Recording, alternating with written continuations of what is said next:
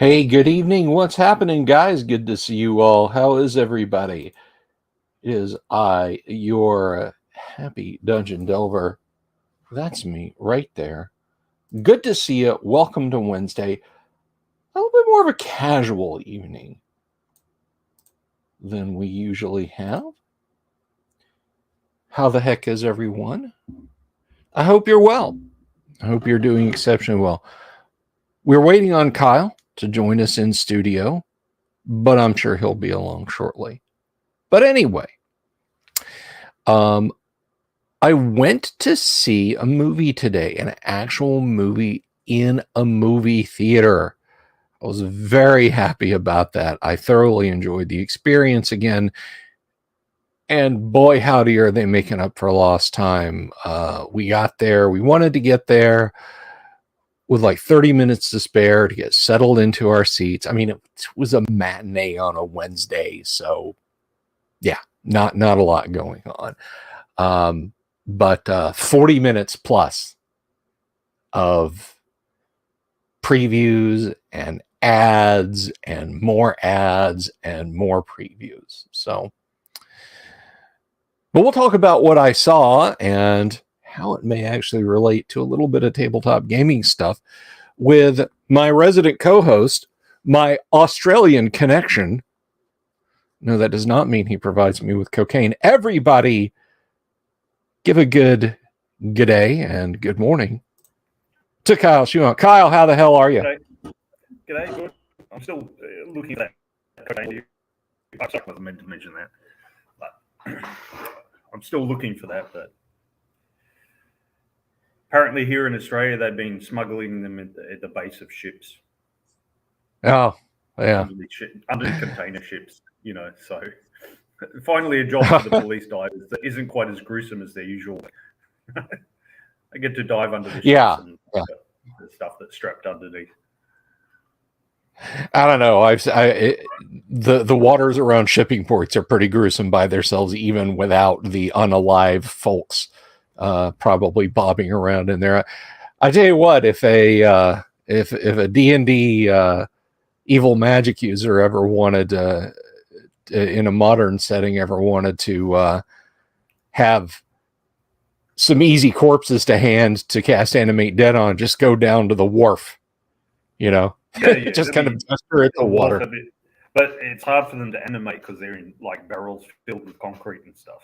Oh yeah, well yeah, there's that. You just muffled. But you know, the question is the casting. Is it like the fishing casting? Like, you know, he accidentally animates a gumboot. Yeah, that's the classic fisherman thing. You know, you pick up gumboots or somebody else's fishing nets or plastic bicycle tire. Yeah, pulls all this stuff out.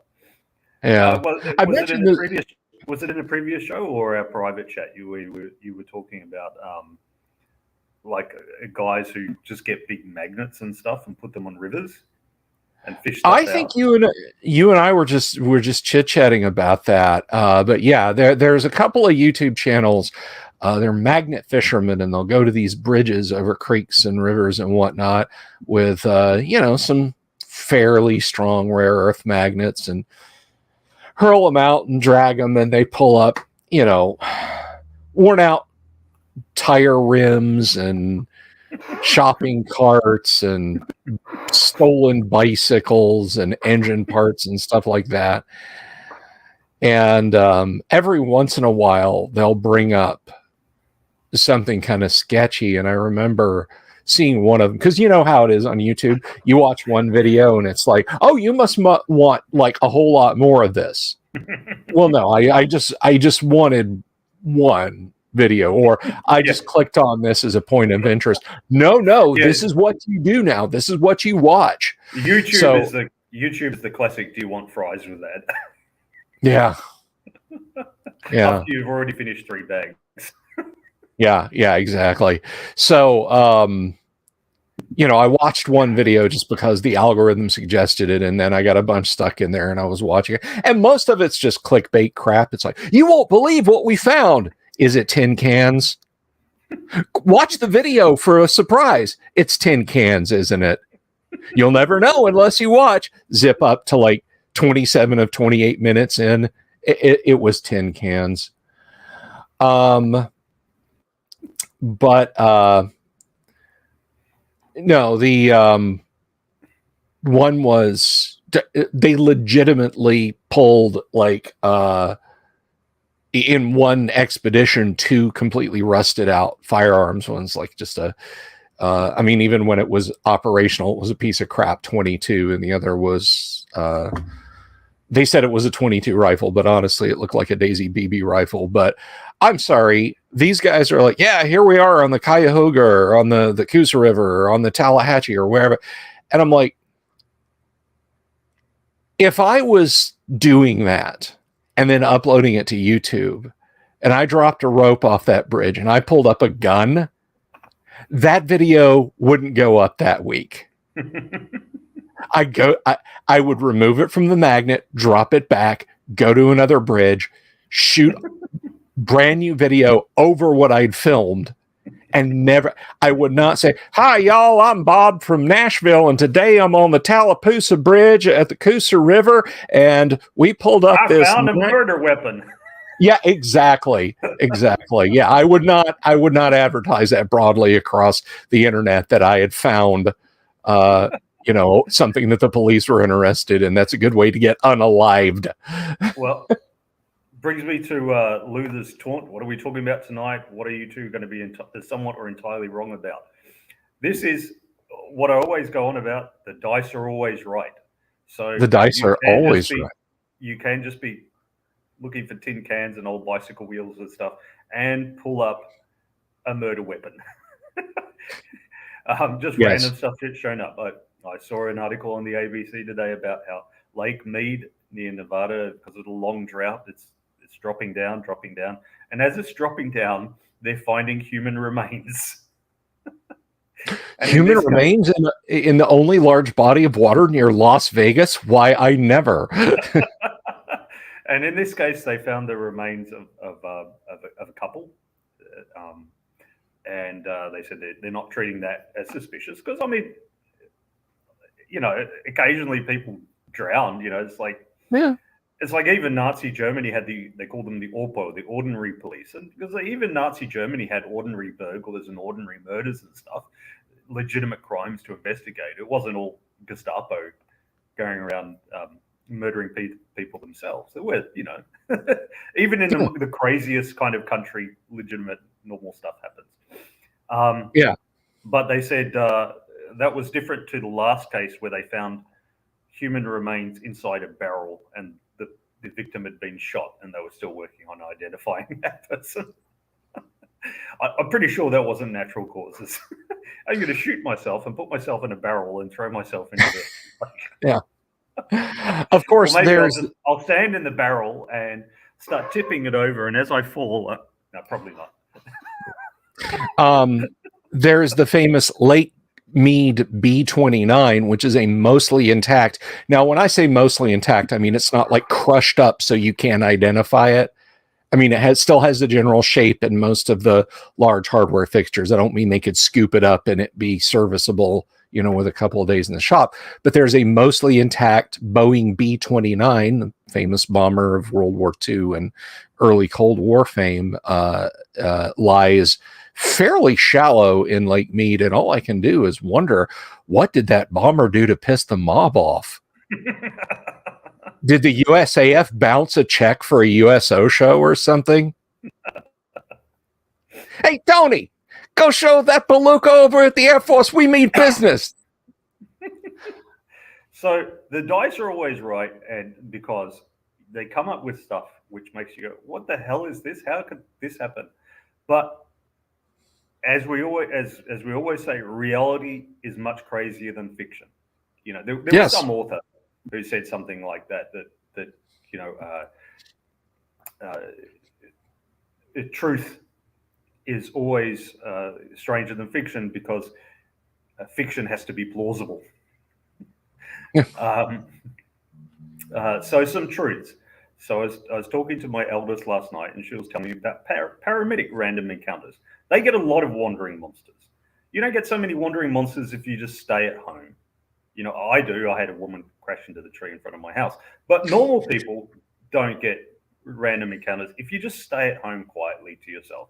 But if you have a profession that takes you out meeting a lot of people like police, fire rescue, and ambulance, soldiers, that sort of thing, it gets you out and about, you meet a lot more interesting and crazy and strange people and see a lot of odd things. So the other one I want to talk about, so there's two funny ones and two alarming ones. So I'll alternate them. The first one was a machete victim. So she gets a call out and it's code 3. Code 1 is like somebody's had a heart attack and you know, they're doing CPR on them now. You know, you've got to get them now or they're going to die. Code 2 is somebody's in horrible pain, maybe like a broken leg or whatever, but they're not going to die in the next few hours. So you could, if you've got some code 1s to deal with, you can go to them later. And then code 3 is, look, normally we wouldn't even do a call out, but you know, if you've got some spare time, come and see us. So this was coded as a code 3. Oh, she has some bleeding. Okay. So they go there and they see 6 cops on top of this crazy guy who's screaming, "I'm going to kill you all! I'm going to kill you all!" And there's this big, long, bloodied machete lying on the ground a few feet away from them all. And there's a young woman standing there holding a tea towel on a forearm, holding it to her body like this. And McCarver looks at her and says, "Where's your hand?" The cops had called it in as a code 3 because they hadn't noticed that she was actually missing a hand. She was just using a tea towel to stop the bleeding. The hand was apparently somewhere in the backyard, which was full of long grass and it was dark, so nobody wanted to go out there and step on a rake or broken glass or something like that. And or a nail. I'm sorry, that was horrible. So they put on it's called a hemostatic dressing. It coagulates the blood more quickly and it's supposed to stop bleeding. But the young woman refused to go to hospital. She's like, no, if I go to hospital, he'll kill me. And it's like, well, there's 6 cops on top of him and they're going to take him away. I don't think he's going to get bail. So you should be good. And you might be in trouble if you don't. No. And she was most insistent that she wouldn't go. So, and if the person is conscious and they're cogent, they're not obviously under the influence of drugs or alcohol or whatever, then they're allowed to refuse medical treatment. So they had to leave her there. But the cops were staying with her. So presumably at some point later on, once they took the crazy guy away, she would be willing to go with them or go to the hospital and stuff. Because they would stay with her to collect statements. Yeah. So, you know, that was just like, and, you know, it wasn't even bleeding very much, you know. So the dice are always right for combat rolls for random damage, because you can say, how can you like be hit by a machete and not die? Well, it happens. You know, the person might die eventually if you leave them for days and days, but it does in fact happen. And, you know, why would a person refuse medical treatment? Well, they're, you know, in great terror. So this is the argument for morale rules. That, you know, whatever crazy stuff is going on, they stay in combat when they should leave, or they leave combat when they should stay. Just morale rules. You just roll the dice and see what happens. The dice are always right. Okay, then the next story she told me was about a helpful vicar. So this was when she worked in the UK, and there was a woman who's 55-year-old and presented with extreme chest pain, and that, so it's probably a heart attack or something going on. And anyway, they've got her in the back of the truck, and they're putting all the ECG on and everything to monitor her heart rate. So, you know, shirt's open and the breasts are out as normal, but the doors are closed. And the local vicar opens the back door of the truck and pokes his head in, and it says, "May I be of service?" And so they're like quickly covering up and going, "No, go away." I think perhaps he was imagining the offering last rites or comforting the Could patient. be. Don't We'd know. like to think the best in a bad circumstance. Yeah. Although I did say, good. Yeah. I thought this was a very British sort of situation. The vicar poking his head in the back of the ambulance and saying, "May I be of service?" in a very polite way. But Yeah. it's like, what? No, go away. Yeah, what were you going to say? No, I was just going to say, when I saw, like, you had mentioned in the Discord some of the things you were going to bring up, a friendly vicar sounds like a euphemism for, like, pity sex, Well, oh, he was kind of down at the party, so I gave him a little bit of a friendly vicar, just to raise his, he's a good guy. He's a nice guy. So Nexa told me this wasn't one that she went to, but a friend of hers did. The worst first date ever. So this couple meet up for a date, and the woman, before she goes on the date, has a snack of peanut brittle. And then at some point during the date, the young couple decide to kiss. The guy had not mentioned that he was anaphylactic to peanuts. Oh, no. And this was the one day that he didn't take his EpiPen with him. Oh, my God. So his lips start feeling tingly, and he knows what it is. So he says to her, I'm anaphylactic to so-and-so. The reaction is setting in from something. Oh, no, I had peanut brittle. I didn't know. Sorry. Look, call an ambulance. The ambulance did not arrive in time. So unfortunately, the young man died. But so the worst first date ever. But when the ambulance arrived, they were in a restaurant, and one of the people in the restaurant was an off-duty anaesthetist. And he had his kit with him.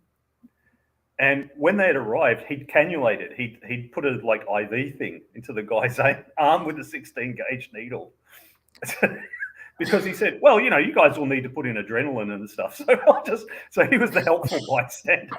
And they were working on the patient. I think it was while they were working on the patient. And he was putting cannula in. What the hell are you doing, man? Oh, I'm sure you'll need this. So he's the helpful bystander, which, it wasn't helpful at all. You just jab them and like that. So, she said she doesn't know what happened to the girl or anything, but I think that she was only 18. It's what happens to the rest of your dating life? The single kiss. I think enter a convent is probably, the next relationship step you take on those circumstances. Good Lord. Yeah. But that's sort of random stuff. The poor guy had 1 hit point, Yeah. 1 hit point and 3 constitution. And Con's not a dup stat, people. And he, failed his saving throw badly. So fail to save versus poison. That is. Now that's a real killer GM. That guy bought that. Yeah, exactly. And in the last one, there was a head-on collision between a pizza delivery van and a regular vehicle. They went out expecting any injuries, but thanks to seatbelts and airbags and people not speeding insanely, there were no serious injuries. But there was a very, very shaken pizza delivery driver who was very upset and covered in glass and stuff. And he was so grateful for their treatment of him and his wounds. He gave them all the pizzas that he was delivering. Because he just rode off that evening. Then yeah, I would too. I'd be like, they got free pizza. Yeah. Yeah, Bob, you know how you like to have us back at the shop in 15 minutes after I drop a pie? I'm not going to make it, and you might want to go down through the tickets and do some refunds or coupons for Crazy Bread, because, no. So that's the equivalent of, when you roll up the dungeon and you get the room that's empty except for treasure. Unguarded treasure. Yeah, unguarded treasure. In this case, pizza. So these were just 4 of the, there were 4 main stories that she told me last night from, half a dozen years of experience.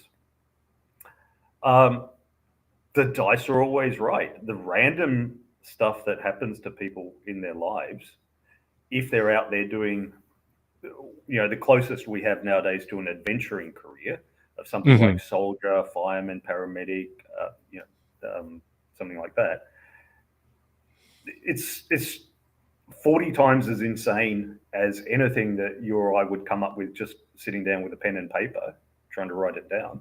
And so that's why we have random charts. A game that doesn't have random charts, a role-playing game that doesn't have random charts, is just incomplete. It is. Loser, what do you have to say to that, mate? Well, he's typing that up. I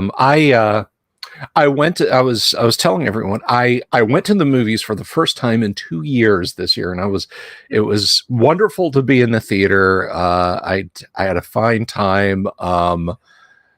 We saw the new Doctor Strange movie, and I won't spoil. I know if there's people out there getting ready to close this tab or mute your audio, I'm not going to spoil it.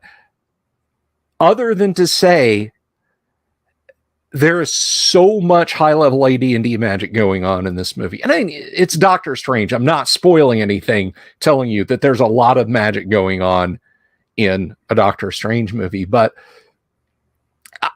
I'm not trying to suggest that Sam Raimi was getting his deep geek on, going through the script, saying, "Ooh, this is that and that is the other."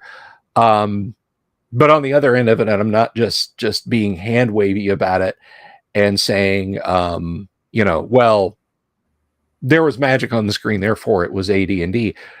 But there were a lot of easily identifiable things to my keen geek eye that I was like, okay, that's telekinesis, that's teleportation, that's dimension door. Ooh, got some time stop going on. And there was even I don't just mean like he made a gesture and some stuff moved away or he swatted a bad guy. He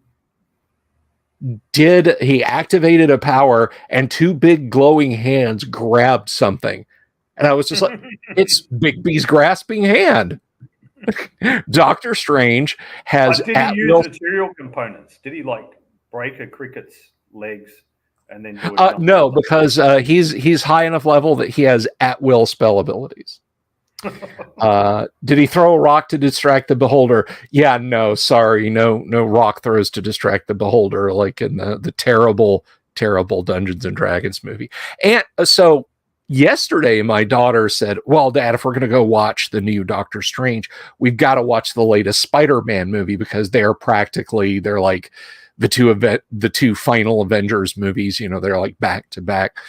And in that one of the characters who meets Doctor Strange for the first time said something to the effect of here I am minding my own business, and then Dungeons and Dragons here comes by and grabs this thing out of my hands. And he's referring to Doctor Strange. So, and both of them were directed by Sam Raimi. So maybe there is a little bit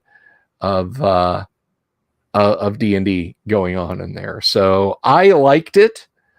On a scale of Manual of the Planes being the worst and the Dungeon Master's Guide being the best, I award Doctor Strange Multiverse of Madness a solid Deities and Demigods.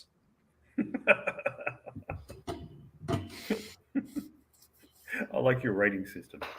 Well, it's very simple. There's 10 hardback first edition AD&D books.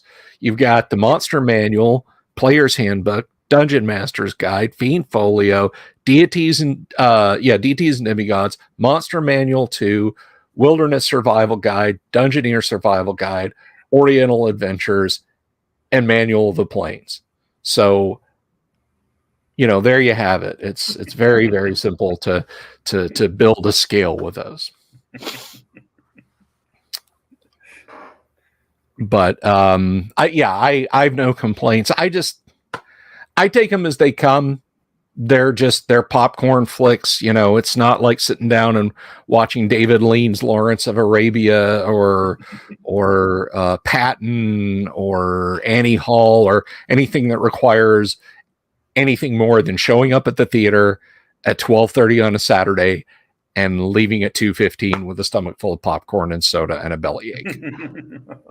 That's it, I don't go looking for deeper meaning. Now, if they tell me that, hey, we're doing we're setting aside a theater and you can come and watch Blade Runner and then Blade Runner 2049, yeah, that I'll go and get all intellectual for. So,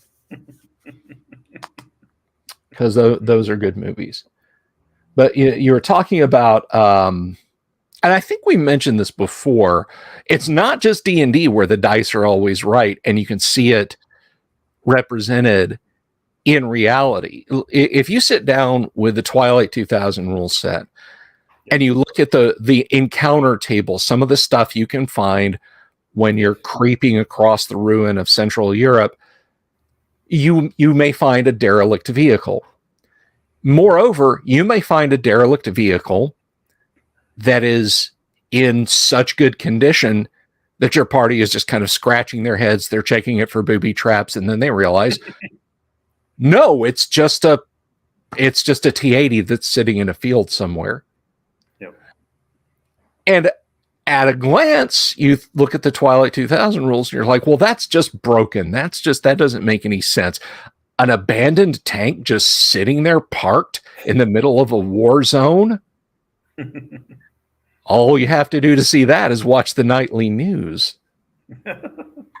It's true. I mean, and as I've said before, you roll up the random stuff and then you try to figure out, well, you can, if you want, try to figure out how it could have happened, but you only really need to do that if you're trying to connect it to the other random stuff. So the tank on its own, it could be anything. Like the guys got out of the tank to go and, they didn't want to sleep in the damn thing. They'd been in it for 4 days straight or something, and they didn't want to sleep in it. So they got out, and then, they camped nearby, and then a bunch of infantry came and machine gunned them, and so they're dead. And the infantry don't know how to drive the damn tank. Or maybe it just ran out of fuel. Yeah. Yeah, it just ran out of fuel, or the battery shorted. Do they have batteries? I assume they have batteries. Did the battery shorted or something? It could be a relatively minor thing that went wrong, or they just didn't have the knowledge. They didn't have a tank driver, or the crew got killed and there was only the loader left. Or, well, okay, they don't have a loader for the T-80, but anyway, you know what I mean. It's like, they just don't think it's. They didn't think it's worth the trouble, and or a truck came past and said, "Hey guys, this is the truck back to Moscow," and it's like, "Yeah, okay, I'm going home then." Great. So exactly. Let me just make a note here on my clipboard: tank destroyed, crew abandoned. Yeah, and it's just if you want to connect it to something else, like a nearby fortress or something like that, you have to try to make sense of it. But otherwise, you don't. The players come along and they find a tank. Yeah, I mean, imagine you live it's February and you live in a suburb of a medium-sized town in Ukraine before things started getting completely awful. You go out one morning to walk the dog. Hopefully the Russians are not in a mood, and just sitting there is a BTR-80. Just sitting there. The crew's nowhere to be found. The infantry that ride in it are nowhere to be found. There's no fighting positions prepared around it. It's literally just parked on the shoulder. So you call up the local militia. They tell you to deal with it yourself. You call up Boris with his tractor. Exactly. They tell you to deal with it yourself, and Boris hitches his tractor to it. Luther asks, have I ever seen the movie The Beast?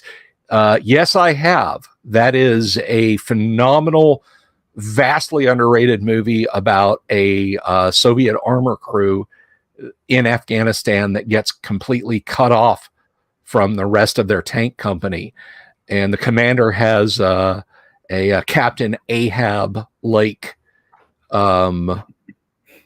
mindset about not abandoning his tank, and no, we're not. Even when they come to a reconnaissance helicopter that lands near them, they're like, "Hey, yeah, okay, just we'll fly you back to Kirk or wherever, whatever air base, and open your gun breech, put a shell in, and throw some loose rounds on the deck, and we'll lob a grenade in and go home." And he's like hell, we're going to blow my tank up. And orders his men at gunpoint back into the tank, and they drive off. And it just continues through. I can imagine a bunch of players doing that. We're not giving up the tank. It's a tank, man. Exactly. We're not giving it up. Exactly. That is a complete PC thing to do. We are not abandoning the tank. It's a tank, man. It's all we've got. And it gives us the movie gives a great tagline.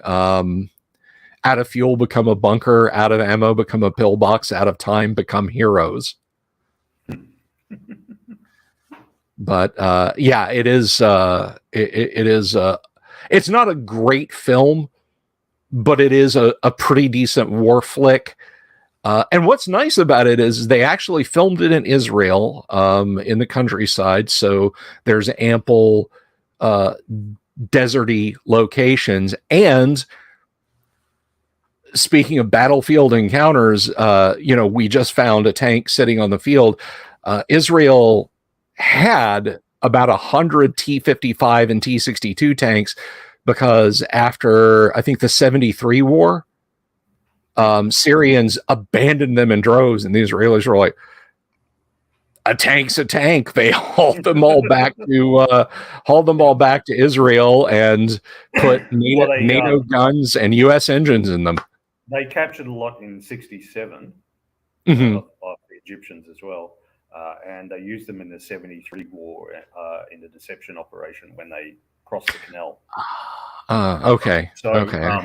So what happened was, why is this getting out of focus? So what should come in? Well, you don't really need a clear view of my ugly head anyway. So so what happened was that the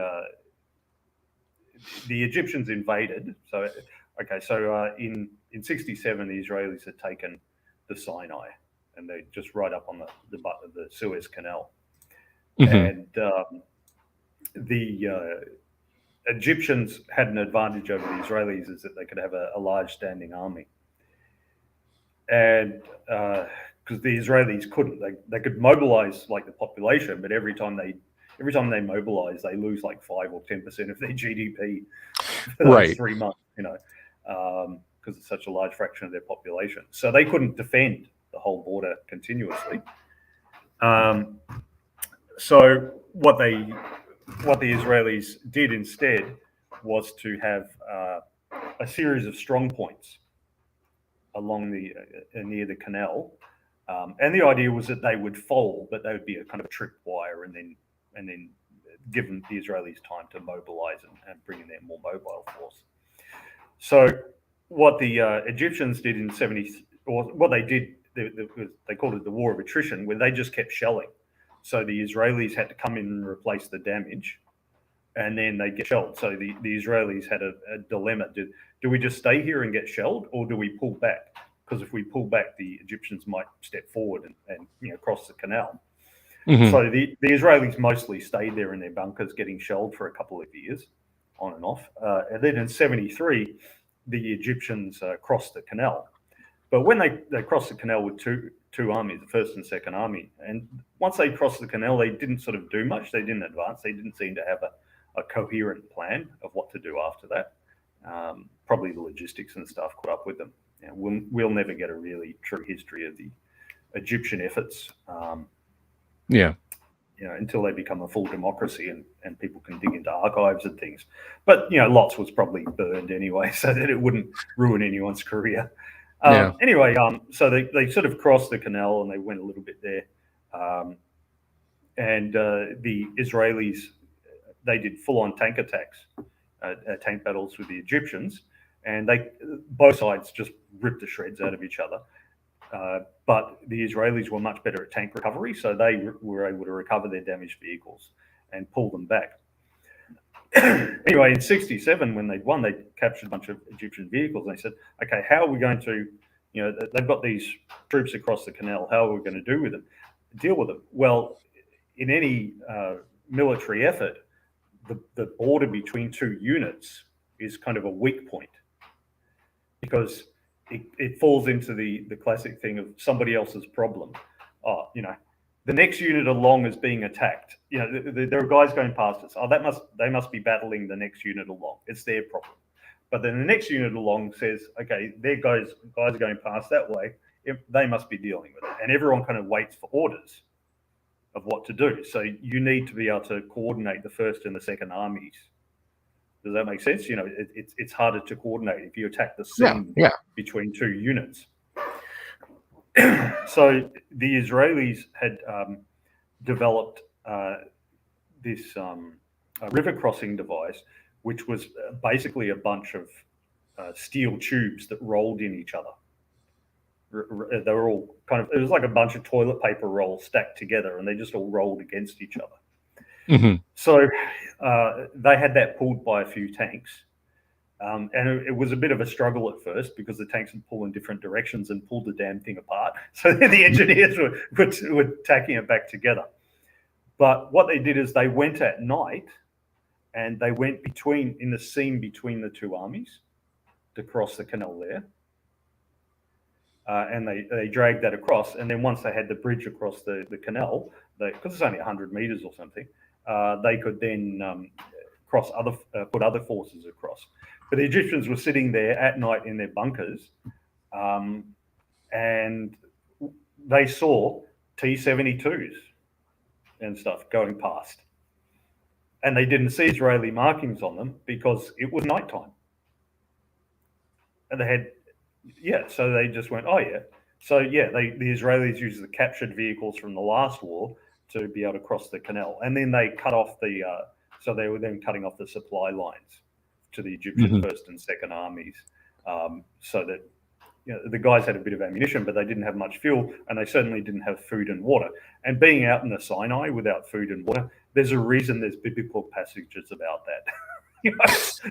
You need God's intervention to save you if you're out in the Sinai without food and water. Pretty much. The good Lord, he had a lot to say about fighting down there. And that's when the great powers came in, because the Israelis sort of ran around. They did a little push on Suez City, and it was repelled, and that and they had fully cut off the first army from memory, but not quite the second, and so on. And so then they started doing attacks from the Sinai against them, and so you were without the guys having the supply lines. The Egyptians had their third army in reserve, but weren't really coordinated. And they held that back because they were worried that a defeat on the battlefield would lead to a revolution at home. So they kind of held the third army back. It wasn't really in reserve for the war; it was in reserve against a revolution. But it looked like there was going to be a general collapse of 2/3 of the Egyptian army being captured by the Israelis. And I don't know what they would have done with them. They wouldn't have been able to keep them all prisoner. It was a couple of 100,000 of them. And I don't think they had the resources to feed them and stuff, so it would have been horrendous. But that's when the Soviet Union put its airborne division on alert to fly in, and when they started sending in frog missiles and stuff to Egypt. And when there was a story went out. I don't know if the Soviet Union actually did it or if they just put out the story to frighten people.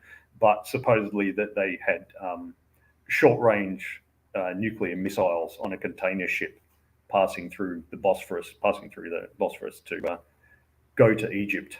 That they weren't going to.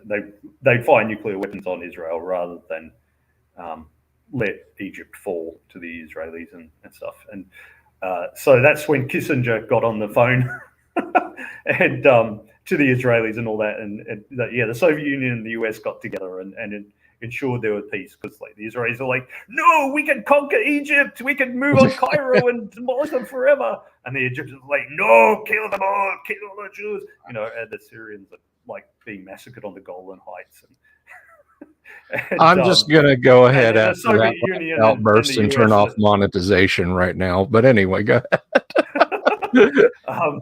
And then so then the Soviet Union and the US got together and said, look, no, guys, you're getting carried away. It's not, forgetting the monetization thing. It's not, it's a racial thing. It's simply, it happens to every country. When your country's winning, you want to push it. And when your country's losing, you want to keep fighting so that you don't Yeah. win. It's the gambler's fallacy. I'm winning now, so I have to keep playing. I've lost, so I have to keep playing to make back my losses. Gotta win my money back. If you do make your money back, you say, well, I'm on a winning streak now. Why would I stop? And, this is what draws countries into wars and keeps them fighting long past they should have given up. It's just the classic gambler's fallacy that happens to every country, every race, and it certainly happens to players. Just one more room. Just one more room. Yeah. Look, guys, come on. It's 9:35. We're not quitting until 10. I don't want to, I got an hour and a half drive home. I don't want to bullshit. I want to play. Let's look at this. He said there's 2 doors out of this chamber. That's at least 2 rooms we can explore. I'll tell you though, I actually broke the gambler's fallacy in that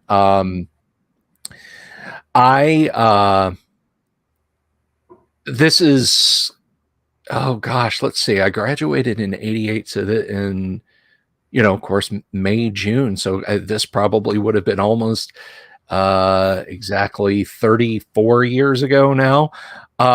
Buddy of mine, high school buddy of mine says, hey, Glenn and Mike and Kevin, they're all going to be over and we're going to, we're going to play some penny poker. And I don't know shit about poker, but they're like, come on and play. So I said, okay, all right, I'll go, and I took my jar of change from lunch money that I had saved up over the entire year. And I played and I played and I played, and with a little bit of instruction from them, and I cleaned up. And I did really well. And it was getting on towards 10 o'clock. I lived like one subdivision over, I had to walk through a power line easement to get back home. And I was like, damn, this is awesome. I can go to Duga's Books and get some comics and hit the arcade and stuff. Guys, thank you. They're like, what do you mean? And I said, I'm done. I'm going home.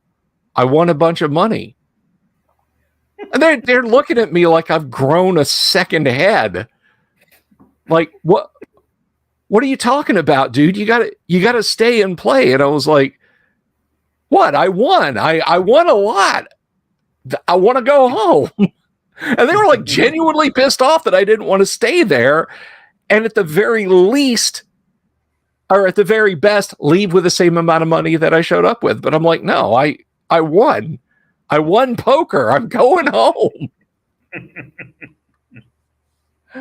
I wanted to dig in and consolidate my victory, but they wanted me to continue my campaign, as it were, and overextend my lines and give them a chance to win. And I even said to my buddy Brian later, I was like, I gave them a chance to win. And I said, I told you, and I know you told them that I was not a great poker player. So they viewed me as a mark. As far as I'm concerned, fair is as fair does. Michael Connor says, just one more card from the deck of many things. Yes, one more card from the deck of many things. One more. Come on, I got the tower. I got the wizard. I mean, what are the odds I'm going to pull the void? Or draw a minor death. Come on, one more card. And Michael also says they thought I was a mark. That's exactly it. They thought I was a mark. And I mean, maybe I was. I know bupkis about playing poker. I don't know how to play poker, guys. I know if I have 4 kings and 2 aces, that's like insanely good. But I'll watch people play poker. It's like, I've got 2 jacks. I've got 2 pairs of 8s. I win. How does the jacks are bigger? Celebrity poker thing, is that still a thing, or has it become it kind of is. There's a TV network here. Well, I guess it's a streaming service, but it's called Spike TV, where they show guy stuff, like bar rescue, where a guy goes in and screams at some dude who let his bar turn into a crap hole and that sort of thing. Like Ramsay's Kitchen Nightmares, but for a bar. Exactly. But they will show tournament poker on there from time to time, but not like it used to be, like from the late 90s up until I'd say like 2014, 2015. It was just, celebrity poker, watch celebrity poker, watch this B-list star you might remember from an episode of MacGyver in the 1980s come and play celebrity poker. And I'm like, I have the feeling Louis C.K. did that for a while, or did he? Am I imagining that? Oh, Louis C.K. did a lot of things. He did a lot of things. Because it seems like his kind of thing. I've looking dodgily over his cards. Yeah, I have no idea, but yeah, they probably tagged me as a mark, and I made the unforgivable sin of beating them and taking their money. I felt like what's his name in the classic My Name Is Nobody movies. Just like, oh, here's a rube. We can wait, our money. Wait, you have to come back. No, I don't. How do magic users of different schools of magic prefer their coffee? I'm going to say your AD&D magic user, just your generic magic user, is probably just a black coffee. I would almost tend to put it by alignment, but I'd say your AD&D magic user is black coffee. Your AD&D cleric, I don't know. You got one for clerics, Kyle? Well, it would be a nutritious but bland coffee, because that's what create food and water is. It's not a great feast. If you want the really fancy coffee, you need the illusionist. He's going to be the one that comes up with the coffee that at least tastes like the beans have been passed through the gut of a rodent. Yeah, that's your illusion. The druid, the druid it's going to be like ginseng tea. You're not even going to get coffee. This is much healthier. It's vaguely green. You handed me a cup of warm water. No, you should try it. And the fighter doesn't care. Fighter doesn't care as long as it's got a lot of caffeine. Yeah, bards. I need to fight. Yeah, but bards have got start off with a little layer of caramel on the bottom, then a couple of double shots. No, bards just go to Starbucks. Yeah, that's where I'm going. But bards have got the elaborate coffee order. It's like, fortifying glass of wine for the thief to keep his hands from shaking. And monks just eat one bean of coffee a day. And that's exactly. They keep their bodies clean. I like Luther here. And let's not talk about the assassin's coffee. Funny, I never see the assassin drinking his own coffee, but he's always keen to go to the coffee shop and get some for us.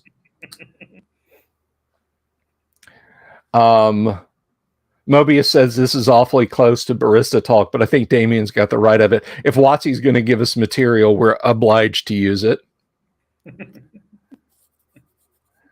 And Luther says a fighter just wants a horseshoe to stand up in it. That's right. Exactly. He had that thick Turkish coffee. Yeah. Oh, foam thimble about that big, but it's got more caffeine than glass that big. The iron rations have got your pemmican, a little brick of pemmican, and then a little brick of coffee. I think I'm almost certain I mentioned this guy to you before, and I may have mentioned him on the show, but I don't know if we've ever had a confluence of me discussing this with you. There is a guy, and he's from Florida, which when I tell you about him is going to make perfect sense. It's Steve MRE 1989 or Steve 1989 MRE. He's a young man who specializes in the field of expertise of meals ready to eat. Basically rations of all periods of time, and if they are not completely obviously spoiled, he's not going to take a can of sea ration beanie weenie that is swollen and has a rust sickle down the side, and open it and eat it because he knows he'll die. But on the other hand, he has eaten Vietnam era canned spaghetti rations, US. Well, we've all done that if we've been in. Yeah, exactly. You've eaten Vietnam era spaghetti, canned spaghetti rations, but he actually it's not the oldest thing he's eaten. I should point that out. It is not the oldest thing he's eaten.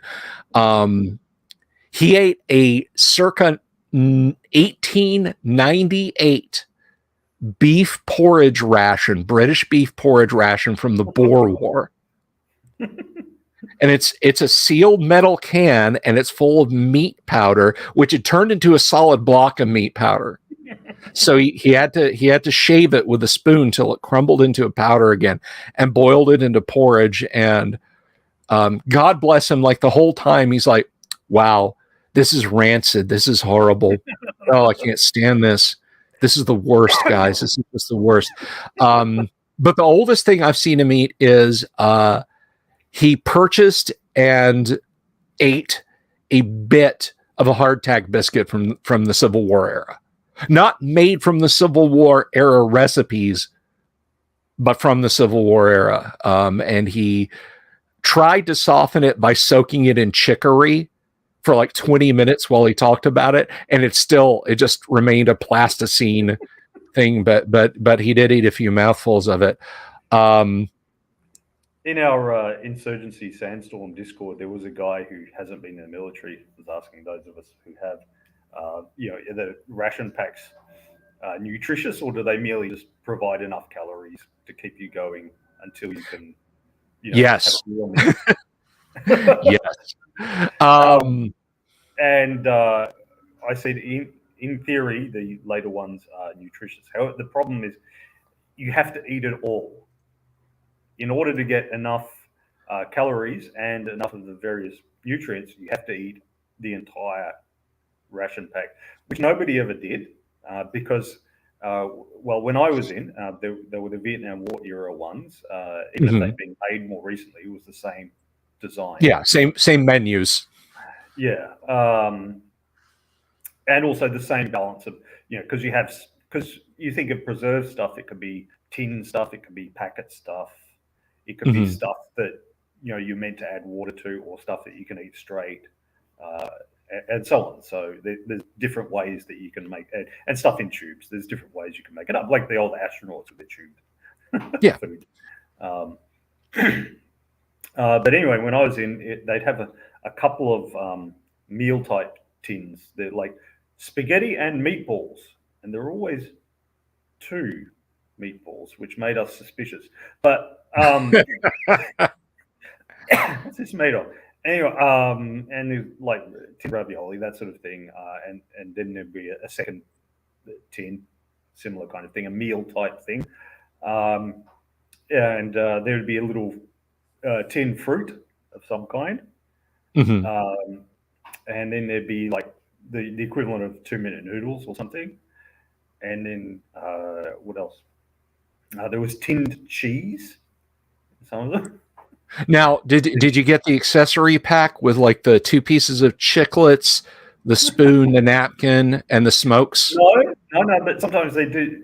There were little crackers, but not usually.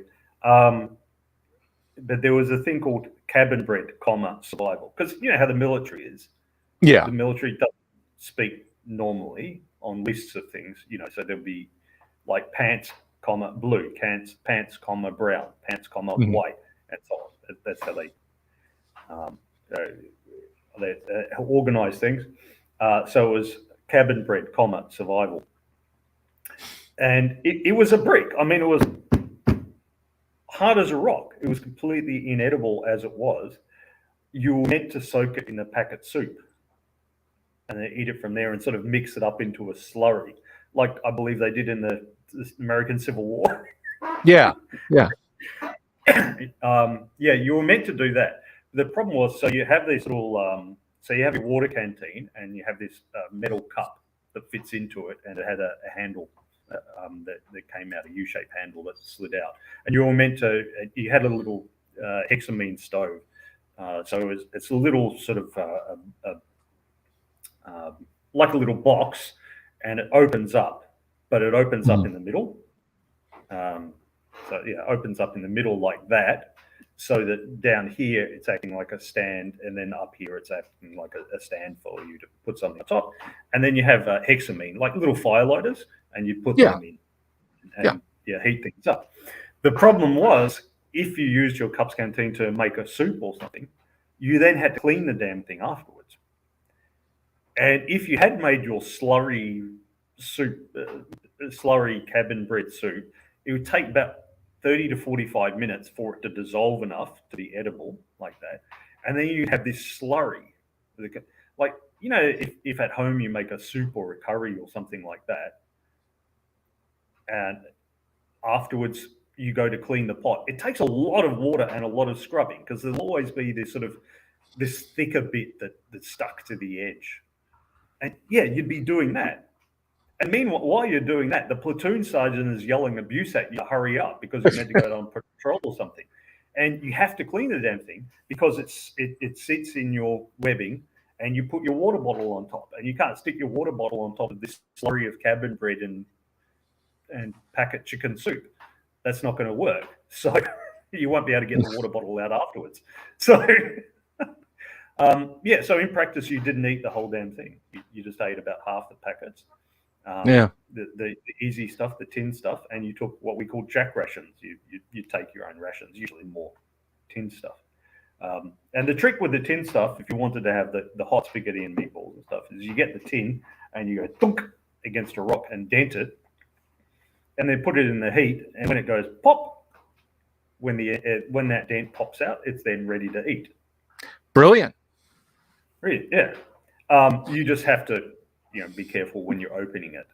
There was a little tool that you used to open. The P38. Go ahead. Ours was called the Fred for some reason. I don't know. Apparently they don't use it anymore, but yeah. So the dent.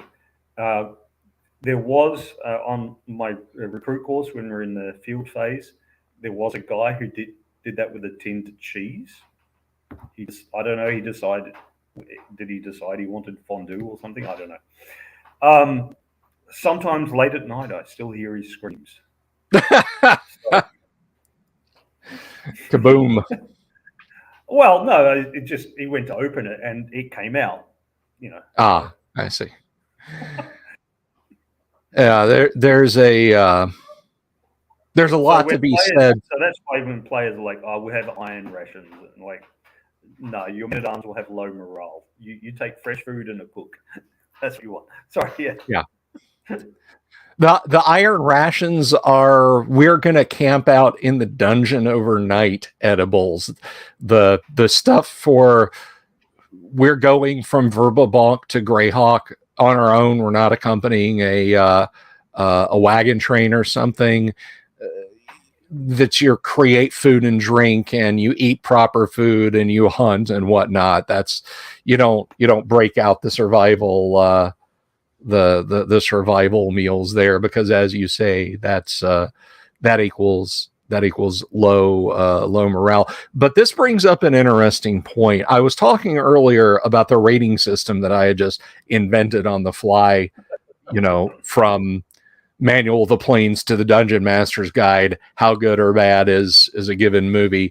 For example, the D&D movie or The Room would be down around like Wilderness Survival Guide level. But okay, so confession time. I completely missed the bus on the Dungeoneer Survival Guide and the Wilderness Survival Guide and the Manual of the Planes when I played D&D.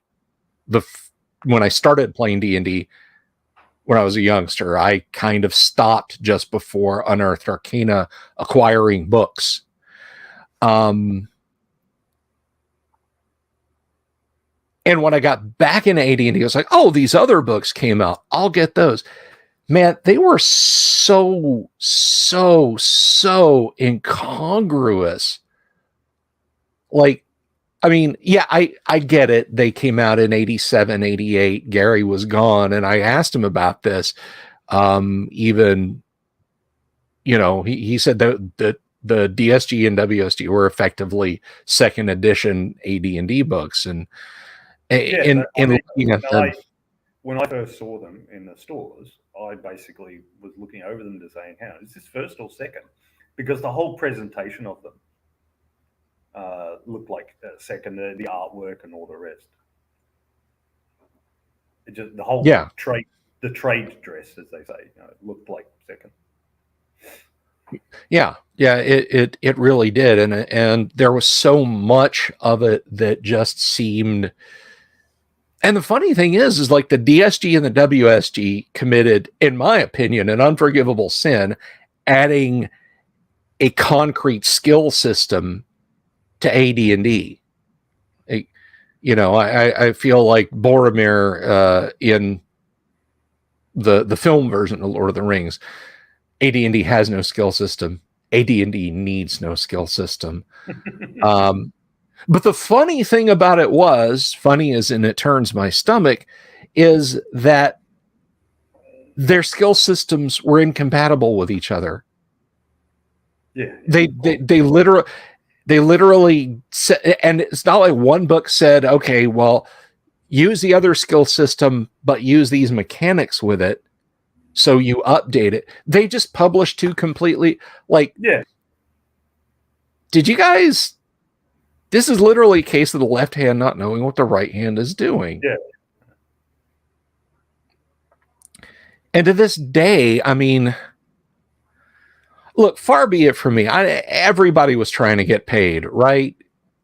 You know, I mean, if somebody shoved a paycheck in front of me and said, "Go dig ditches," I would probably go do that. But at the same time, did nobody in TSR's offices talk to each other about just to not be aware? It just kind of blows my mind, and I still haven't gotten my head around why or how. Well, in Australia, we call it the care factor. Did anyone actually give a damn? And obviously they didn't. You know, they were thinking of second edition and its publications that were already out or coming out, and they were thinking that they just wanted to put a book out, and they knew that there is a significant portion of sales that go to people who just collect the books but never use them. Yeah. There's probably a significant number of DMs who had active campaigns that bought the books that, they went down on Saturday with their paychecks or whatever, bought the book at Walden's or the comic shop. They paid for it. They brought it home. They leafed through it. They put it on the shelf. And forgot never thought about it again. Yeah. This isn't a particular abuse of those DMs because we've all got games that we've never fully read and certainly never played or run. We've all got games on our shelves that we've done that with. Yeah.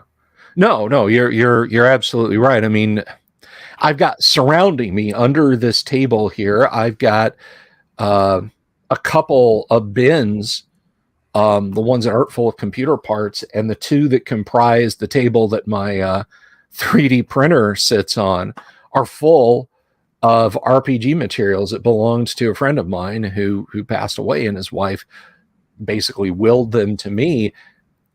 I will never play these things ever, and as far as I knew, Scott, the gentleman who passed away, he never brought it up. He never said, "Hey, I've got Tri-Stat System, Big Eyes, Small Mouth. Do you want to play?"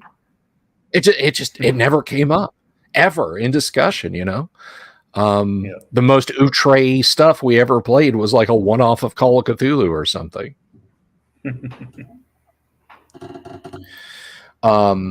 Thaddeus brings up an interesting point here. And I have some thoughts on this. The monetization of RPGs has been a disaster and a boon. Without it, no one would have discovered these games. I'm of two minds. First of all, I in general agree with you. But I do like getting paid for what I do. It's not a huge amount, but you know, as I've said time and again, it helps keep the lights on around here. You know, we were able to take care of a lot of little things that needed taking care of when I sold the manuscript for Lost Crypt. And I would want to be careful when I say this, but I'm much happier that I was able to do those things than say, well, here's some more sweat of my brow, guys. Enjoy this. You know, I've gladly created stuff and given it away for free, but I'm very happy that I've gotten paid for it too. There's no one look, left in us. Sorry. Look, I think there's a kind of a toxic tendency in a lot of areas where people think that you should give your work for free. You know, it exists in writing, it exists in healthcare, for example. You know, how dare doctors get paid? You're caring for people. How can you ask for a pay rise? In teaching, here in the training world, in a lot of areas, people are sort of horribly indignant that you expect to get paid for your work. Mm-hmm. What I would say, though, is there's a certain point where the money comes to dominate and actually becomes a detriment. I think a certain amount of money makes things better, but it's diminishing returns. You know, so I think it might have been in the Discord. I said you compare Predator: Dark Ages, a fan film made for £5,000, with the more recent Predator movie where there was this 30-foot tall predator, whatever the hell he was, and it's just a better movie. But the other one was made for millions. You know, so there's a certain point where adding money to the production doesn't make it better and can in fact make it worse, make it more bland. Like, you know, I mean, I'm probably going to upset some people, but I can't tell these various superhero movies one from the other when I sit down and watch them. And I've watched a couple of them twice and only realized about 35 minutes in that I was watching it again because it just didn't stick in my head, you know. Because now I understand why they're doing that, because if you're spending £5,000 and a few weekends, you can take some creative risks. If it's a complete flop, who cares? If you're spending $200 million to make the thing, it absolutely has to be successful. Yeah. I understand. So, but those guys who had £5,000, what might they have been able to do if they'd had $1 million, for example? Mm-hmm. I would rather see, though, people out there with $201 million productions or $45 million productions than a single $200 million production. I think we're more likely to come up with some real gems, because a certain amount of money will help creativity. It'll help bring the vision to life. It will help people dedicate their time to it rather than just doing it as a side thing. It will help them come up with better animatronics or better CGI or a better writer or whatever. But more than a certain amount of money starts stifling things, because people say, yeah, but if we do that, we'll offend something. And if we've got to get the big star now. And while this big star now wants changes to the script and blah, blah, blah. And you know, if we don't give it to him, he goes away and so on.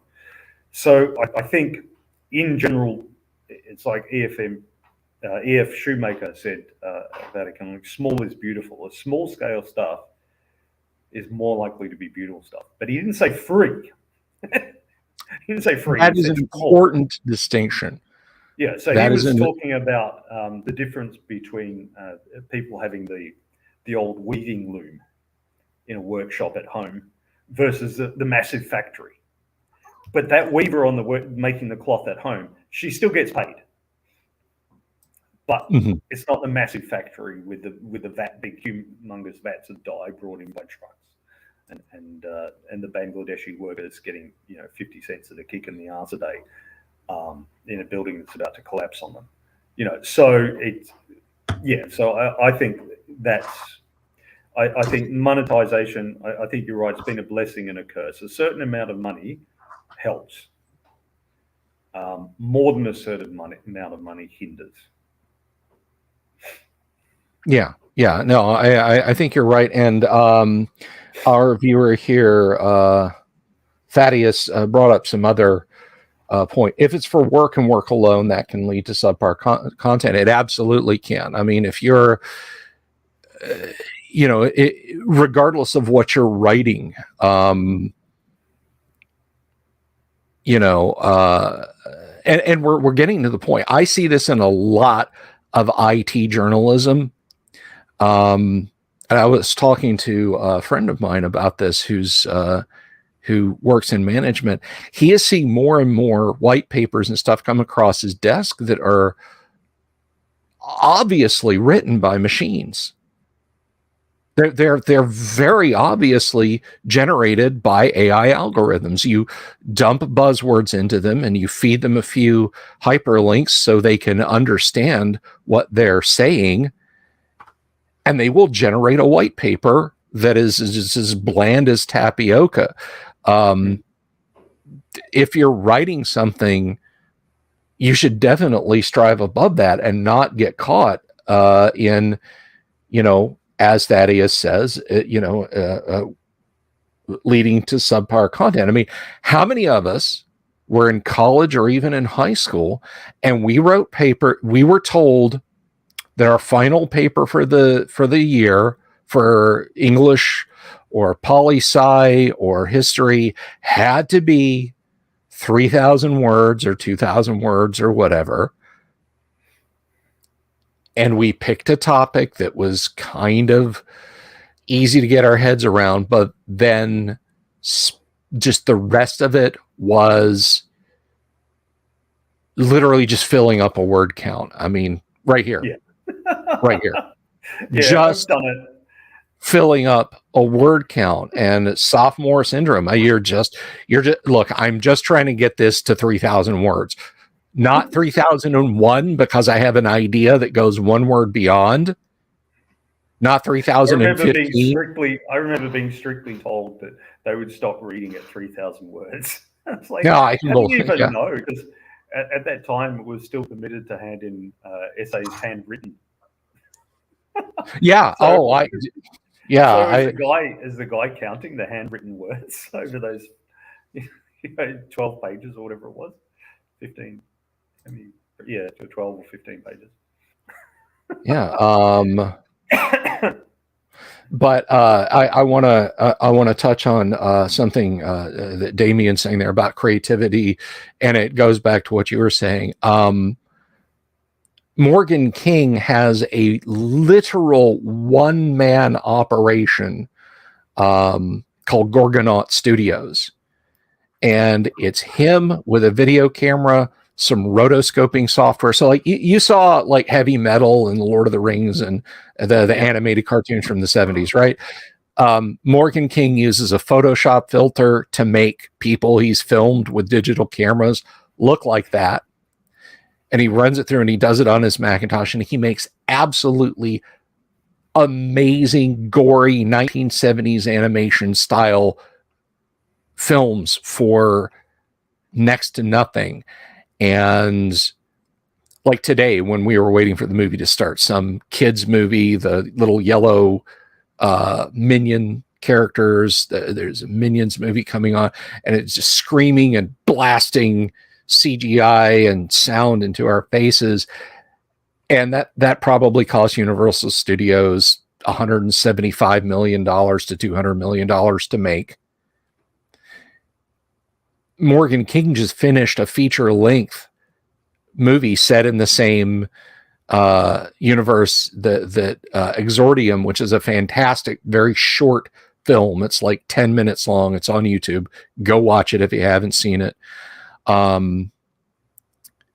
but he did a full length one called The Spine of Night. And there are some genuine Hollywood talent that volunteered to do it just because they're D&D nuts. And they're like, yes, we will lend our voices to this project.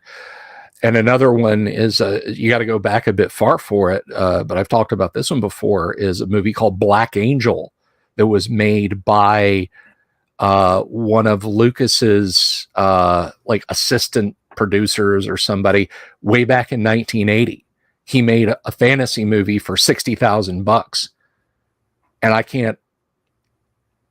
can't tell you how good it is. Just look up Exordium and Black Angel on YouTube and watch them after the show. They cost less than a new car. Go ahead. Here's an example. So I started playing yesterday. I downloaded it ages ago on PS5. Mount and Blade. Many people will know of this, some don't. It's just a game. You're an adventurer. You run around. You get yourself a little war band together, and you can just run around knocking over looters, and they call them Sea Raiders, basically the Vikings. Mm-hmm. You can and there are cities and castles and villages. You can go around looting villages, and eventually the local lord will come after you with a larger army and smack you over. You can associate yourself, swear loyalty to a particular lord, or you can try to become a lord in your own right. It's a relatively simple game. You can go around. You can have third-person view, first-person view. You can equip your guy. You level up. The guys that follow you around, they can level up too. You've got companions who have names, and they have individual skills and abilities as well. And then you've got generic guys like Nord. Nord, there's recruits, and then they become footmen, and from there they can become archers or whatever in different levels. Trained footmen and so on. They can level up. It's like men-at-arms, but the men-at-arms can get a bit better. Mm-hmm. There's no magic or anything like that. It can be a little bit repetitive, but it's fun. It's ported to PS5. Anyway, this was created in 2008 by Turkish video game developer. Yeah, a husband and wife team. A husband and wife team, yeah. They founded Tail Worlds Entertainment in 2005, and they did the first game in 2008. He did it at university, right? And he and his team, they worked out of the university, and the computer technology students worked on the game a little bit too. And he came up with this game all by himself. In 2008, when he released it,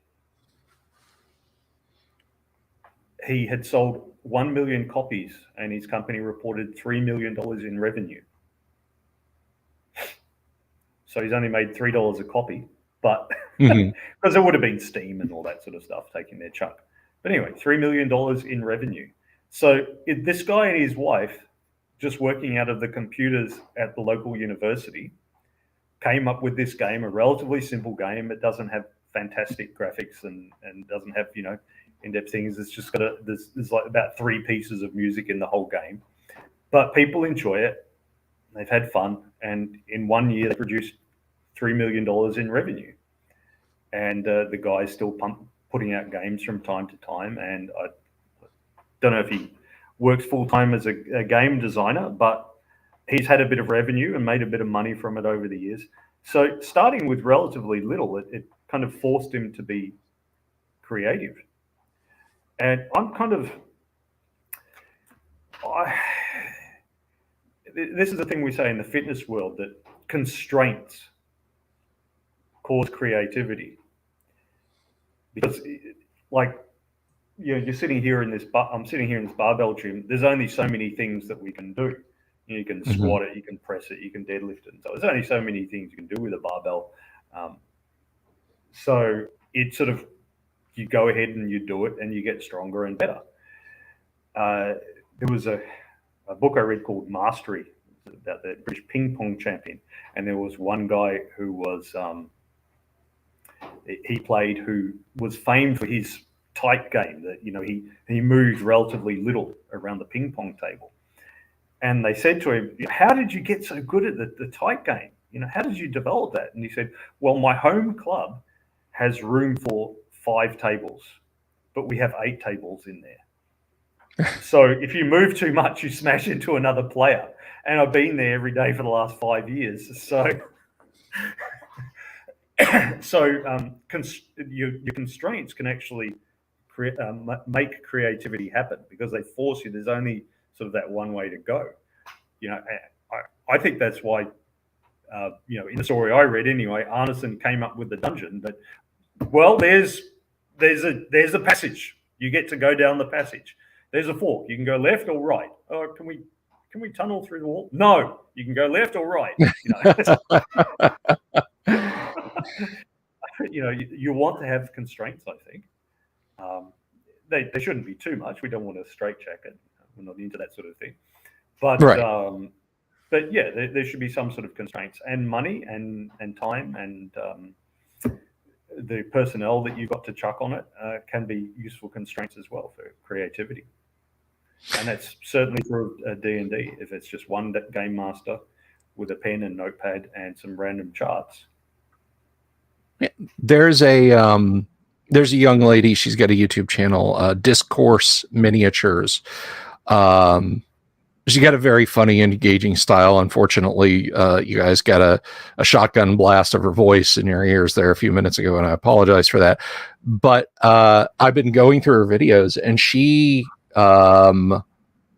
talked about one-page rules, one-page wargaming rules, and it's literally a single sheet of paper, and their rules are free. They have a Warhammer 40K substitute that is one sheet of A4 paper, both sides printed out. That's it. And it does pretty much everything Warhammer 40K can do.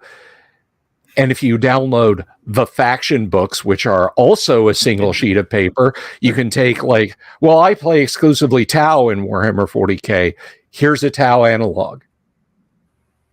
There's a paragraph or two of fluff text about the faction, and then there's everything the units can do, and that's it.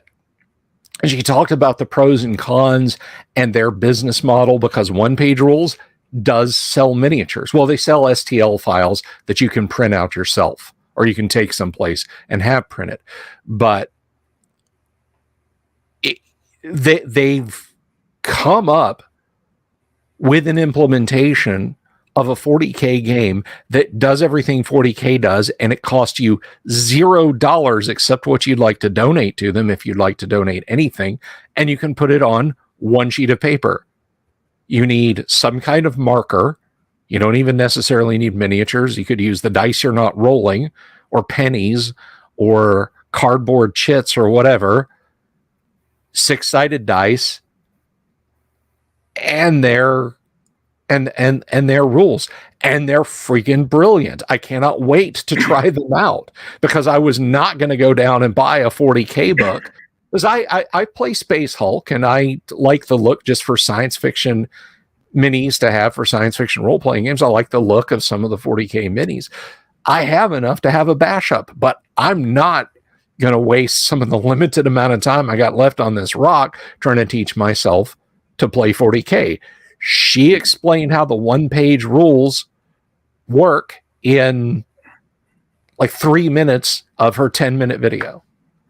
Well, there's a little exchange on the chat with Thaddeus saying, I don't get the one-page rules obsession. It's like the ultralight backpackers that cut down their spoon to save half an ounce. If you have to carry it for miles across mountains, you might get it a bit better. Nonetheless, half an ounce isn't going to make much difference. And Lou said lots of those. I love rules like stuff. Keeping constrained makes you think more efficiently and creatively. Yeah. The constraints are necessarily arbitrary. If 1 page, why not 2 pages? If 50 pages, why not 25? It's necessarily arbitrary. When I came to write Conflict, I deliberately chose 48 pages because that's about the length of a lot of old D&D and Classic Traveller and all that sort of stuff. But they'd be in 3 books. And I did that as a deliberate constraint to say, okay, how can I express things most succinctly? Why use 50 words where 5 would do? I know that's not very Gygaxian, but I wasn't trying to write like Gygax. I was trying to do succinct rules. It's kind of like spirits versus ale. It's the same amount of the stuff that you're actually really interested in. It's just how much other stuff is in there. Right. A standard trick. So, yeah. I do want to share something that this is kind of relevant to your world and to backpacking. There's a very good book about pilots, military pilots in Vietnam. Was written by a fellow named John C. Trotty, Phantom Over Vietnam, and they talked about in the book the fact that they would have to walk from revetments to the aircraft on the flight line, and how heavy all that stuff was that they would carry. And then if they had to eject out of the plane, God forbid. So they started trying to consider, well, obviously you keep your handgun. There's nothing you can do about that. You keep your handgun and the supply of ammunition. Okay. And a bandage, well, you're going to get cut up on the way out of the plane or into the jungle. So you keep you can't get rid of this. And they were cutting things down, and they finally came down. They said, we have these police whistles that you're supposed to blow when you, if an SAR team is coming for you and they can't find you in the dark, you blow the whistle as loud as you can. And they're like, okay, these things weigh like 3 ounces. Well, every little bit helps. So they took the whistles out of their kits and gave them back to the rigger, and they had a strike package go out, and an A4 got shot down, and the pilot bailed out in the DMZ area in Vietnam. And he had the South Vietnamese trying to find him, and the North Vietnamese and the Viet Cong trying to find him, and the Air Force SAR guys on the ground, and they could hear him on his rescue radio. And he's like, God damn it, you keep flying out, and he's like, well, fire off a flare. And he's like, my flare gun got rid. And we can't find you. You'll have to wait till morning. And he's like, I've heard the enemies, and I just, and they're like, and he's like, hang on. And so they hear him blowing the whistle, and the South Vietnamese guys hear him blowing the whistle, and they're able to home in on him and get him out of there. So the next morning, he and the other member of his crew, he's an F4 pilot, so he's got a backseater. They go to the rigger, and the rigger sees him coming and reaches under the counter and brings out a box and puts the whistles on the counter and says, you guys coming back for those? And I'm like, yes. Yeah. So to take it back to what I opened up with, one of the reasons that dice are always right is that the dice can be a stand-in for a whole lot of other material. So, rather than having to create all these encounters and the setting and all the rest and write it all up beforehand, if you just roll the dice and go with it and come up with something on the spot, or do a minimal sketch using those dice, then it fulfills that thing of constraint. So the dice give you constraint. The dice can stand in the place of hundreds of pages of stuff. Because of course there's a classic thing that if you prepare the entire dungeon, the players will decide to sit in the tavern all night. Yeah. And if you prepare the tavern with all the NPCs and that, the players will have no interest. They'll just get a drink and food and then go down into the dungeon. So, yeah, if you just roll up both of them when the play, one chapter ahead of the students kind of thing, if you just roll them both up, then it saves you all that. And then when you come up on the spot, you end up coming up with much more creative and interesting things than you would have if you just sat down with pen and paper and tried to create it out of whole cloth. Exactly. That's the other reason that the dice are always right. it minimizes how much you have to carry. Thank you very much for the super chat, Volcano God. We appreciate that. Big thumbs up. Thank you for that. And I didn't want to let this go by without saying, but Luther said, so that's why my little room makes me great. Darn tootin', buddy. I'm the biggest goldfish in this tiny little bowl. You better believe it. Thank you. Thank you again, Volcano God. But before we go, because I know you probably got a scoot on here in a minute, Kyle. Not that I'm running you off, if you got the time, certainly, but I do want to take a minute as we are kind of drawing up near the end to thank Joshua Garlock, Lord Corion, Ricky Maru, Mobius, Kevin Reynolds, Doomsword Deathmaster, Mark Simpson, Damien247, James F. Keck, and the whole observatory out there in Hawaii. Thank you guys. William Smith, the Dungeon Minister, Manny Wall, Mark Corey, Kevin Wood, Todd Sharp, the increasingly frighteningly named Carnivore Farmer, Rob, I can't say that or I'll get demonetized, Euless, Jeremy Rule, Boganora, Mikey Mank, and Sky Hernstrom. Thank you all very much for contributing to the ongoing maintenance of things around here and helping keep the lights on. You are why I can afford to pay Kyle so very well a week. And thank you, Thaddeus. Thank you very much. A super chat from Thaddeus Moore. Thank you so much. We do appreciate those, and those do help around here. So I thank you. Now, I do want to mention tomorrow night, John Popson from Effin' Cool Minis. He is the big guy over at Effin' Cool Minis. John will be in the studio, and we're going to talk about what his mini studio is doing, the state of the art in the industry of miniatures. So if miniatures are your jam, and just gaming in general, because of course he's a gaming nerd, John will be here. We're going to talk about all kinds of cool stuff he's got going on. I think he's got a little Project X. The last time we talked to him, hopefully we can pick his brain about that a little more. Friday night, we will be back to talking a little bit more about Queen of the Demon Web Pits. And then later on Friday night, we'll be playing some Gamma World. We still have 2 seats open for Gamma World. If anybody wants to jump in and play some classic Gamma World on Livestream on Friday nights, contact me. Email me bsilly@gmail.com or via the show Discord, or even in the comments below. Just let me know, and I'll dust off a chair and have a Dr. Pepper and some dice set out for you. Anything else, Kyle? No, that's it. The dice are always right. The dice are always right. Y'all have an absolutely wonderful Wednesday evening, and remember, don't put a D4 up your nose. You'll never get it out. Have a wonderful evening, everyone. Peace.